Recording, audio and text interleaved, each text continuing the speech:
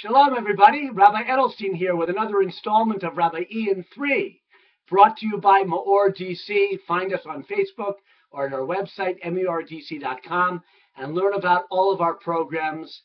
I know what you're thinking. Rabbi E, you said last week you'd be earlier in the week with your video presentation. Indeed, it's true. I did say that, as I was reminded by my good friend, Josh Lampel in Los Angeles, California. Hey, Josh, if you're watching. He reminded me that I didn't maybe make a promise, but I did make a resolution to be earlier in the week. I have failed. I've sinned. I've transgressed.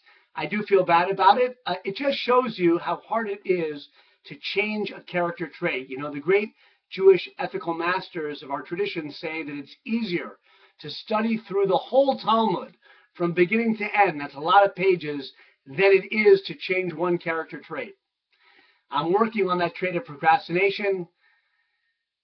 I still have a way to go, but God willing, it will get better. It will get better. I think it's a little earlier than the past. I mean, it's not quite midnight tonight. Whatever, the gong is not struck midnight. So welcome to Rabbi E in 3. Okay, now it is a good week to turn over a new leaf. Why? Tonight is actually Rosh Chodesh Sivan, the first day of the month of Sivan, the month in which we got the Torah. In just 5 days, Sunday, it's Thursday night, and Tuesday night is Shavuos, the reliving of getting the Torah at Mount Sinai. So it's a time of rededication, of renewal of the covenant. The truth is, the whole essence of this time for each one of us on a personal spiritual level is to think about the Torah, what Torah means to us, its wisdom, its light, its illumination, its elevation, at whatever level we are, and try to strengthen that connection, that commitment, personally and nationally, the idea of the covenant between us and God. That's the essence of Shavuos. We begin this Shabbos, the book of Bamidbar, the fourth book of the Torah. Bamidbar is translated as numbers because there's a census at the beginning of the book in this week's Torah portion, but the Hebrew term Bamidbar, that means in the desert or in the wilderness. Certainly a much more evocative name. And the whole book of the fourth book of the Torah is the story of the Jewish people traveling in the wilderness, in the desert. Now, we made a lot of mistakes.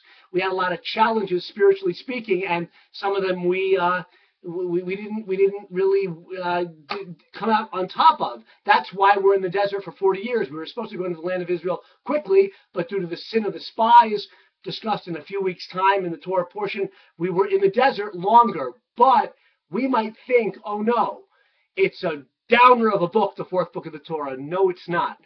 The Sfas Emes, a great Hasidic commentary on the Torah, the Ger Rebbe, he says the essence of the book of Bamidbar is the beloved quality of the Jewish people. Why? Because we followed God out into the desert, leaving when he took us out of Egypt, and all through the desert we followed him. We wanted to be led by him. It's a beautiful, uplifting book as we prepare for Shavuos. It's a beautiful thing to think about, the love each one of us has deep down for God, to want to connect to God. It's there. Oh, it's there. And we have to tap into it.